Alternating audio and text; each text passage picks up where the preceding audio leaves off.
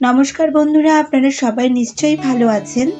রিঙ্কু রান্নাঘরে আরও একটি নতুন পর্বে আপনাদের সবাইকে স্বাগত। বন্ধুরা, আমি আজ তৈরি করব ছাতুর পরোটা। অনেকদিন ধরেই খেতে ইচ্ছে করছিল এই পরোটা, তাই যা ভাবা তাই কাজ। আজ বানিয়ে ফেললাম এই ছাতুর পরোটা। ভীষণই টেস্টি হয় এই পরোটা, আর তৈরি করাও কিন্তু ভীষণ সহজ। আর এই পরোটার সাথে বানিয়েছিলাম নিরামিষ আলুর তরকারি। তো চলুন শুরু করি আজকে আমার রেসিপি। আশা করি আপনারা সবাই আমার সাথে শেষ পর্যন্ত থাকবেন। ছাতুর পরোটা তৈরি করবার জন্য এখানে নিচ্ছি পরিমাণ মতো ময়দা। আপনারা চাইলে এটা আটা দিয়েও করতে পারেন। দিচ্ছি সামান্য সাদা তেল। তেলের পরিবর্তে এখানে ঘিও ইউজ করা যেতে পারে। আর দিচ্ছি স্বাদ মতো লবণ। এখন সবকিছু একসাথে মিশিয়ে নেব। আর এটা মেশাতে মেশাতে মুঠো করে দেখতে হবে যে ময়ামটা ঠিকঠাক হলো কিনা। ময়ামটা ঠিকঠাক হওয়ায় আমার এটা রেডি। এখন এখানে অল্প অল্প জল দিয়ে ময়দাটা মেখে নেব। একটু সময় নিয়ে ময়দাটা মেখে নিতে হবে। আর একবারে অনেক জল দিলে কিন্তু এটা বেশি নরম হয়ে যাওয়ার চান্স থাকতে পারে। তাই আমি অল্প অল্প জল দিয়ে একটা ডো তৈরি করে নেব।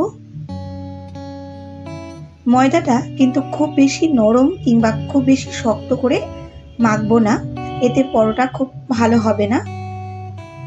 ময়দার ডোটা তৈরি হয়ে গেছে। এখন আমি এটা 10 মিনিট ঢেকে রেখে দেব। এই সময় আমি পুরের মশলাটা রেডি করে নেব। তার জন্য এখানে আমি নিয়েছি 1 চামচ জিরে, 1 চামচের একটু বেশি ধনে, 2টো শুকনো লঙ্কা ও কয়েকটা গোটা গরম মশলা। এখন মশলাগুলো শুকনো খোলায় ভেজে নেব। সাথে দেব সামান্য একটু লবণ। প্রথমে একটু ভেজে নিয়ে তারপর এর মধ্যে দিচ্ছি 1 চামচ মৌরি। মৌরিটা শেষের দিকে দিলে এর গন্ধটা কিন্তু খুব সুন্দর থাকবে, আর এটা পুরের মধ্যে বেশ ভালো লাগবে। সবকিছু যখন চটপট করতে শুরু করবে তখন এটা নামিয়ে নেব। তারপর এটা শিলপাটাতে বেটে গুঁড়ো করে নেব। বন্ধুরা, এই মশলাটার নাম হলো ভাজা মশলা, যেটা বাঙালিরা ঘুগনি থেকে শুরু করে প্রায় সব খাবারেই ইউজ করে। ভালো করে বেটে গুঁড়ো করে নেব। আর এই শিলপাটাতে বেটে গুঁড়ো করার মশলার স্বাদ কিন্তু একটু ভিন্ন রকমের হয়। মশলাটা রেডি হয়ে গেছে। আর এইদিকে 10 মিনিটও হয়ে গেছে। এখন ময়দার ডো থেকে লেচি কেটে নেব। যে সাইজের পরোটা আমরা বাড়িতে সবসময় খেয়ে থাকি সেইভাবে আমাদের ডোটা থেকে লেচি কেটে নিতে হবে। মোটামুটি এখানে আমার 10টার মতো লেচি হয়েছে। এখন এই হিসেব করে এর পুর তৈরি করে নেব। তার জন্য কড়াইতে দিচ্ছি 1 টেবিল চামচের মতো সাদা তেল। আপনারা চাইলে তেলের সাথে ঘিও ইউজ করতে পারেন। তারপর তেলটা একটু গরম করে নিয়ে এর মধ্যে দিয়েছি 2টো কাঁচা লঙ্কা কুচি আর 2টো মাঝারি সাইজের পেঁয়াজ কুচি। পেঁয়াজ কুচিগুলো একটু নরম হওয়া পর্যন্ত ভেজে নেব। পেঁয়াজটা অনেকটাই নরম হয়ে গেছে। এখন আমি এর মধ্যে দেব 5-6 কোয়া রসুন কুচি আর দিচ্ছি হাফ ইঞ্চি আদা কুচি। এখন রসুন ও আদার কাঁচা গন্ধটা চলে যাওয়া পর্যন্ত ভেজে নেব।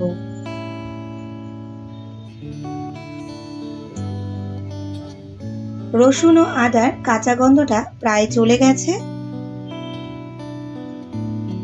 এখন আমি এর মধ্যে দেব ছোলার ছাতু।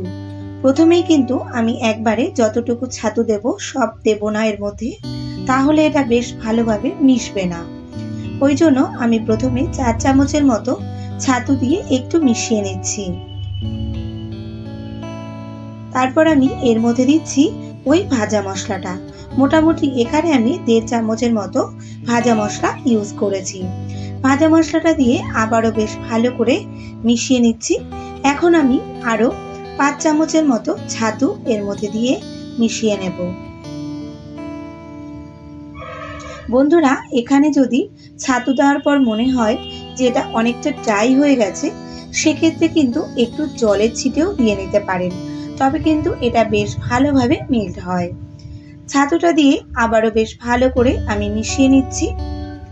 খুব সুন্দরভাবে এটা মেল্ট করে নিয়েছি। এখন এটা নামিয়ে আমি ঠান্ডা করে নেব।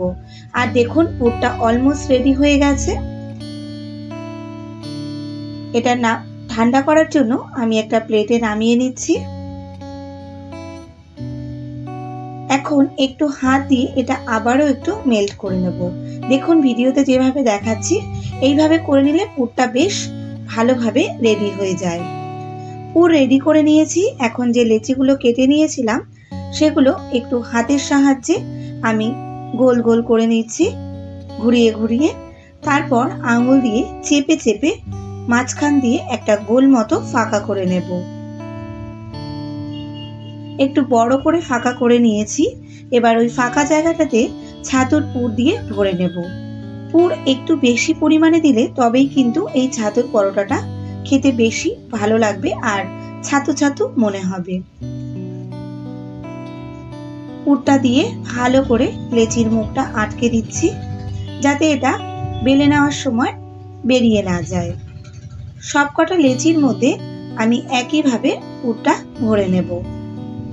পুর ভরতে ভরতে বলি বন্ধুরা, আপনারা যারা এখনো আমার চ্যানেলটি সাবস্ক্রাইব করেননি তাদের কাছে আমার রিকোয়েস্ট, আপনারা এই রকম রান্না যদি আরও দেখতে চান তবে আমার চ্যানেলটি সাবস্ক্রাইব করে আমার পাশে থাকবেন এবং পাশে থাকা বেল আইকনটি ক্লিক করে দেবেন যাতে আমার পরবর্তী ভিডিও নোটিফিকেশনটি আপনার কাছে সবার আগে পৌঁছে যায়।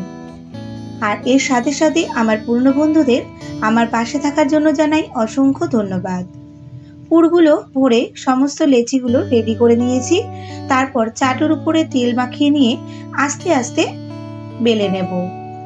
আর এই সময় পরোটা বেলার সময় মনে রাখতে হবে যেন পুরটা বেরিয়ে না আসে, তাই খুব ধীরে ধীরে পরোটাটা বেলে নিতে হবে।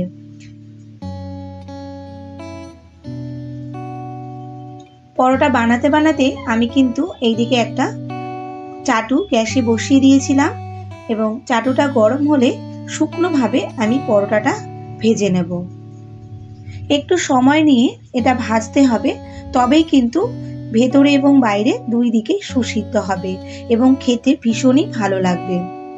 শুকনো অবস্থায় এপাশ ওপাশ একটু ভেজে নিয়ে তারপর এর উপর থেকে সামান্য সাদা তেল ছড়িয়ে দিয়ে এটা চেপে চেপে ভেজে নেব যাতে দুই পাশে একটু পোড়া পোড়া দাগ হয়।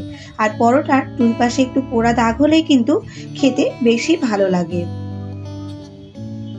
একটা পরোটা আমি এইভাবে রেডি করে নিয়ে এই একইভাবে আমি সমস্ত পরোটাগুলোই ভেজে নেব।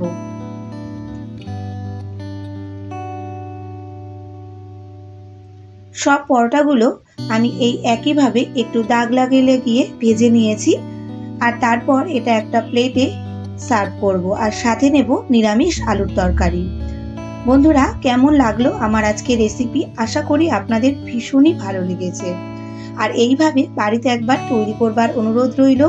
একটা পরোটা আমি ছিঁড়ে দেখাচ্ছি এটা ভেতরটা কতটা সুন্দর হয়েছে। ভালো লাগলে একটা লাইক করার অনুরোধ রইল, সাথে শেয়ার করে দিন আপনার পরিচিত মানুষদের কাছে। আর কমেন্ট করে কিন্তু জানাবেন কেমন লাগলো আমার আজকে রেসিপি। এখন তাহলে আসি বন্ধুরা, আপনারা সবাই ভালো থাকবেন, সুস্থ থাকবেন। দেখা হচ্ছে খুব শিগগিরই।